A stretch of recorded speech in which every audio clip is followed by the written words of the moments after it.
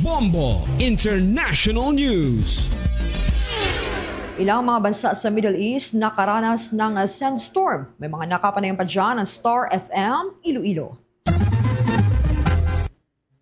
Nababahala ang mga Pilipino sa Kuwait dahil sa naranasang sandstorm na nagresulta ng halos zero visibility sa bansa. Sa panayam ng Star FM Iloilo kay Vimalin Rakan, Star International Correspondent sa Kuwait, sinabi nito na hindi nakakabuti sa kanilang kalusugan ang sandstorm lalo na pag malakas ang hangin. Aniya, sobrang napakadelikado para sa mga motorista ang matinding alikabok dahil sa hindi makita ng mga kalsada. Pinayuhan naman ng mga otoridad ang mga residente na mag-ingat dahil sa mapanganib na kondisyon.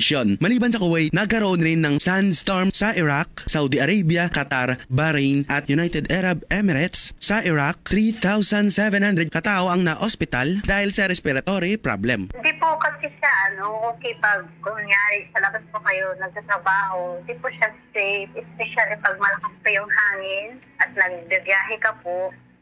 Meron ding di maiwasan yung, siyempre di maiwasan yung aksidente kung kumbaga pag malakas talaga yung hangin at alikabok. Para sa Bombo Network News, ito si Star DJ Ronnie, nag-uulat para sa #1 and most trusted radio network in the country, Bombo Radio Philippines. Basta Radio, Bombo!